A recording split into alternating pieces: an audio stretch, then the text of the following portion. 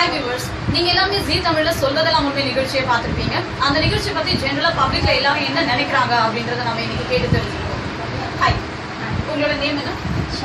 Okay, நீங்க வந்து டிவிலாம் ரெகுலரா பாப்பீங்களா? Serials, any other shows TV பாப்பீங்கல்ல? ஜீ தமிழ் பார்த்திருக்கீங்களா? ஜீ தமிழ் பார்த்திருக்கீங்கன்னா கண்டிப்பா அதை சொல்றதெல்லாம் உண்மையை நீங்க பார்த்திருப்பீங்கன்னு நாங்க நம்புறோம். பார்த்திருக்கீங்க?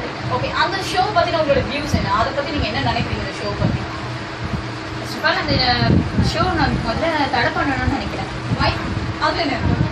அந்த ஷோ ஒருத்தவங்க வீட்டில் நடக்கிற விஷயத்தெல்லாம் வெளியே எடுத்துட்டு வந்து எல்லார்கிட்டையும் காட்டி அவங்க குடும்பத்தை அவங்களுக்கே தெரிய மாட்டேங்குது, அவங்க குடும்பத்தை அவங்களே அசிங்கப்படுத்திக்கிறாங்கன்னு சொல்லிட்டு. இது இவங்க அசிங்கப்படுத்துறதுக்காக கிடையாதுல, அவங்க வந்து ஒரு சொல்யூஷன் தேடி தானே அந்த சேனலுக்கு வராங்க. அங்க ஒரு சொல்யூஷன் கிடைக்குது, அவங்க ஏதோ ஒரு ஹெல்ப் பண்றாங்கன்றதுக்காக தான் வராங்க. இதுல என்ன நீங்க தப்பா நினைக்கிறீங்க? சொல்யூஷன் தேடி வரலாம், அது மற்ற விஷயத்துல.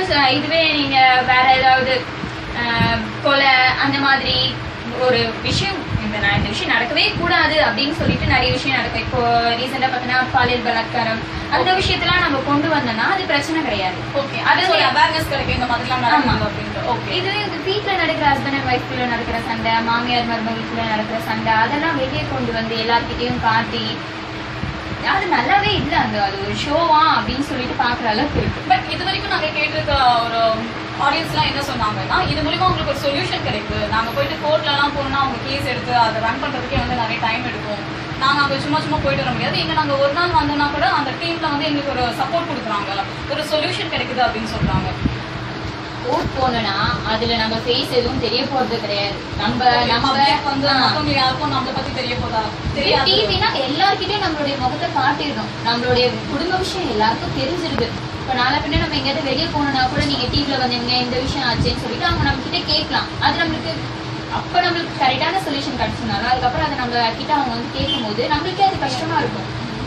இதெல்லாம் அதை புரிஞ்சுக்காம அதுக்கப்புறம் என்ன நடக்க போகுது, என்ன நடக்கும் இதனால அப்படின்றது யோசிக்காம பண்ணிடுறாங்க எல்லாரும்.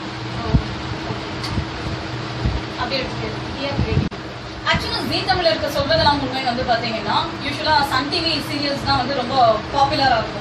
ஹவுஸ் ஒய்ஃபா இருக்கட்டும், நிறைய கேர்ள்ஸ்ல இருந்து மேரிட் கேர்ள்ஸ் வரைக்கும் எல்லாருமே அதை பார்ப்பாங்க. ஜென்ஸ் யாரும் ப்ரிஃபர் பண்ணி பார்க்க மாட்டாங்க. ஆனா சொல்றதெல்லாம் உண்மை. இந்த ப்ரோக்ராம் தான் இது வரைக்கும் எனக்கு தெரிஞ்சு ஒரு காலேஜ் ஸ்டூடெண்டா இருக்கட்டும், ஒர்க்கிங் ப்ரொஃபஷனலா இருக்கட்டும், ஜென்ஸ் கூட அதை பார்க்குறாங்க. அந்த ப்ரோக்ராம் மிஸ் பண்ணாங்கன்னா நெக்ஸ்ட் யூடியூப்ல பார்க்கறவங்க கூட நான் பார்த்துட்டேன். ஈவன் என்னோட ஃப்ரெண்ட்ஸ்லாம் கூட அந்த மாதிரி இருக்காங்க. அந்த ப்ரோக்ராமே நீங்க வந்து வேஸ்ட்னு சொல்றீங்கன்னு நினைக்கிறேன். கிட்டத்தட்ட நீங்க அதே தான் மீட் பண்ணீங்க. ப்ரோக்ராம் இன்னும் சொல்ல போனா டிஆர்பி ரேட்டிங்காக தான் பண்றாங்க.